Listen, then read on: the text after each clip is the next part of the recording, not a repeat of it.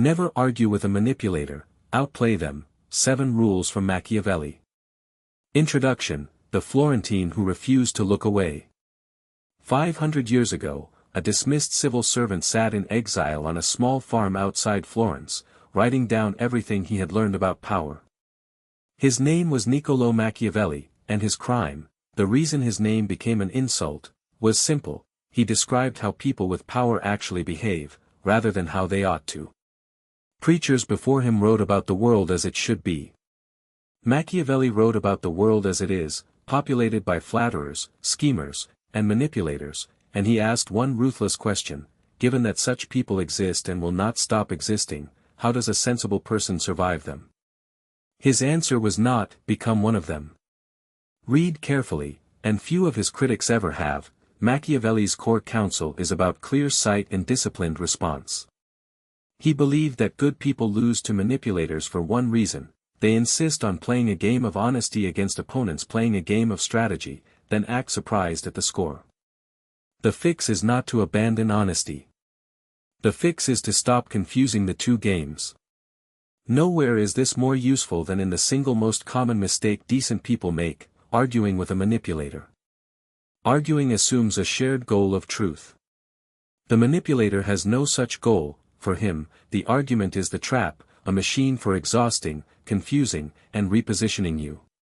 Machiavelli's alternative is a set of principles for winning without entering the machine at all.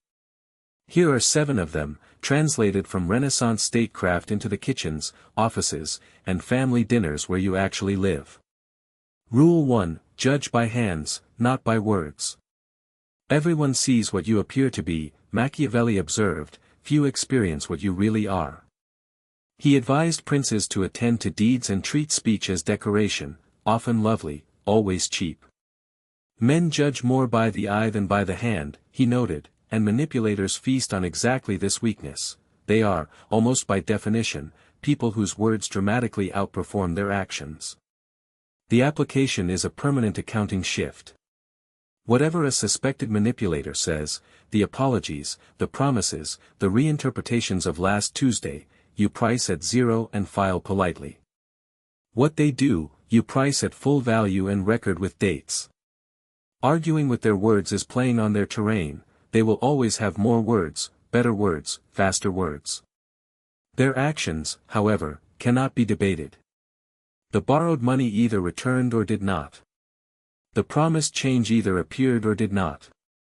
Practically, when the beautiful speech ends, respond to the deed ledger instead. I hear you. Meanwhile, it's been 6 weeks and the report still isn't done. No anger, no rebuttal of their rhetoric, just the quiet relocation of the entire conversation from their strongest ground to their weakest. Machiavelli would note approvingly, you have refused the war they wanted and declared the one they cannot win. Rule 2: Never fight on the ground they choose. Machiavelli wrote extensively about terrain, how a smaller force wins by refusing battle where the enemy is strong and compelling it where he is weak. Manipulators are masters of terrain selection.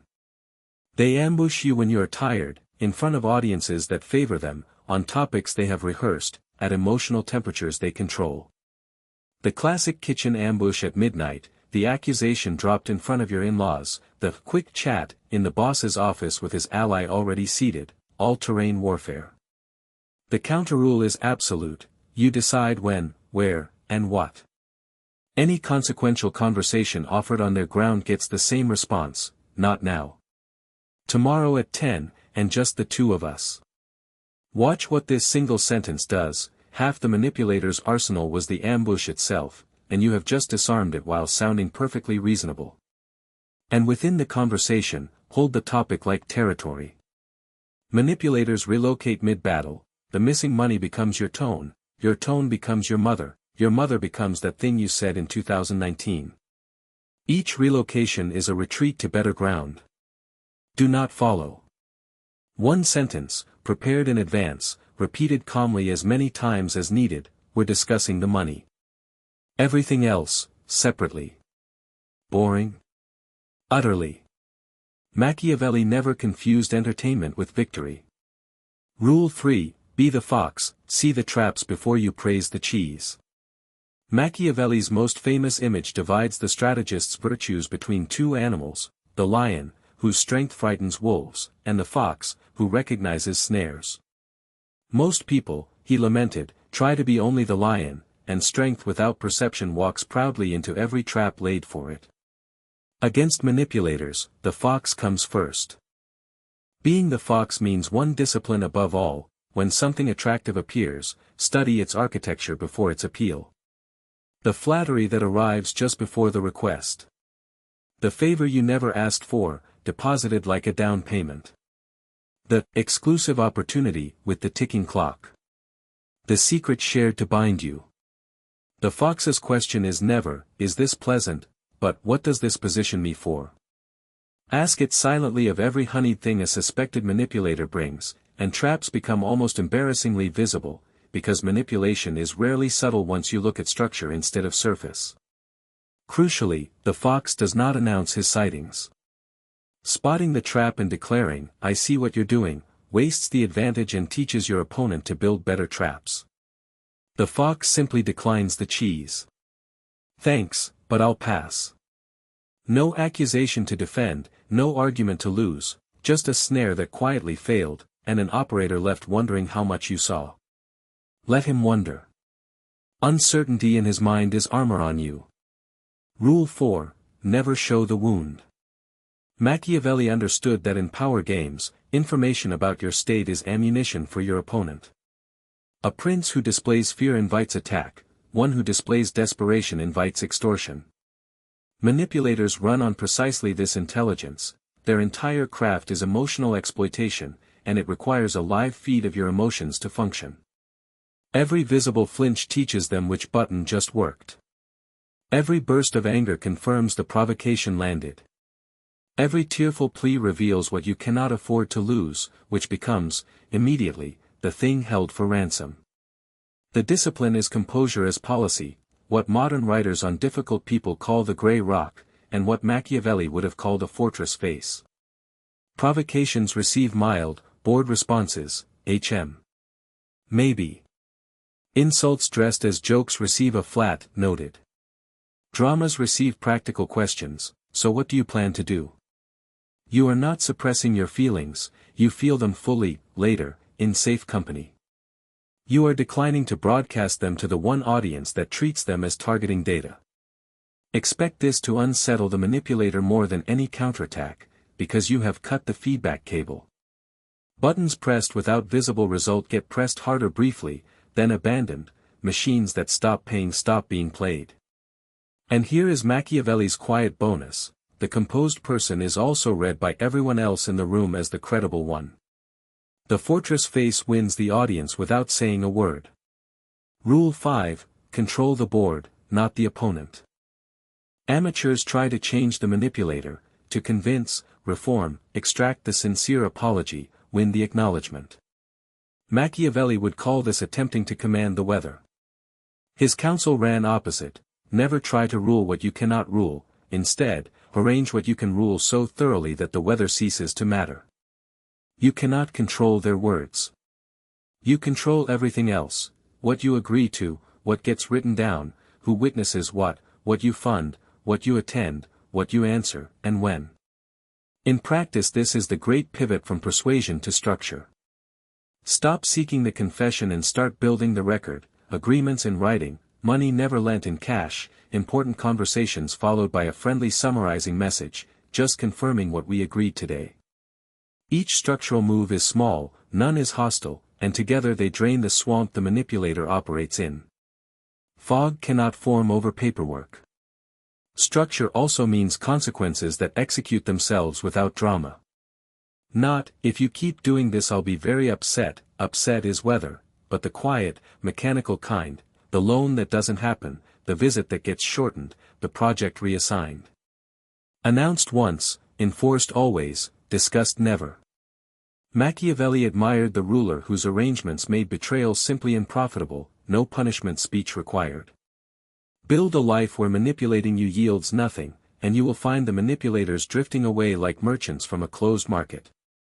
Rule 6, never wound when you can either win or walk. Here is Machiavelli at his most chillingly practical: Men ought either to be treated well or crushed, he wrote, because small injuries invite revenge while decisive action ends the matter.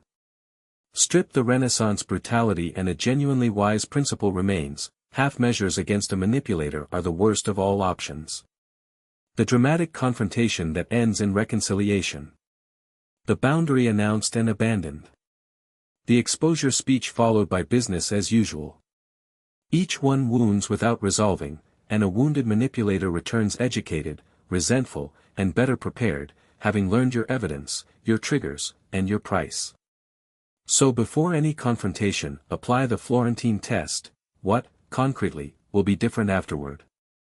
If the honest answer is, nothing, I just want them to admit it, you are about to trade real strategic position for an emotional purchase that manipulators, of all people, never deliver. Skip it. Either act decisively, the documented complaint, the real distance, the ended arrangement, or preserve your position in silence while you prepare. The middle path, the satisfying scene that changes nothing, belongs to them, not to you. Rule 7. Fortune favors the prepared, not the reactive. Machiavelli closed the prince with his meditation on fortune, the river that floods and wrecks everything in its path. Men marvel at the destruction, he observed, yet the flood only devastates where no one built dikes in the quiet season. His point: what looks like fate is usually the absence of preparation, and the time to prepare is precisely when nothing is wrong. Applied to manipulators: build your dikes before the water rises. The savings that mean you can afford a no. The skills and reputation that mean one boss cannot end you.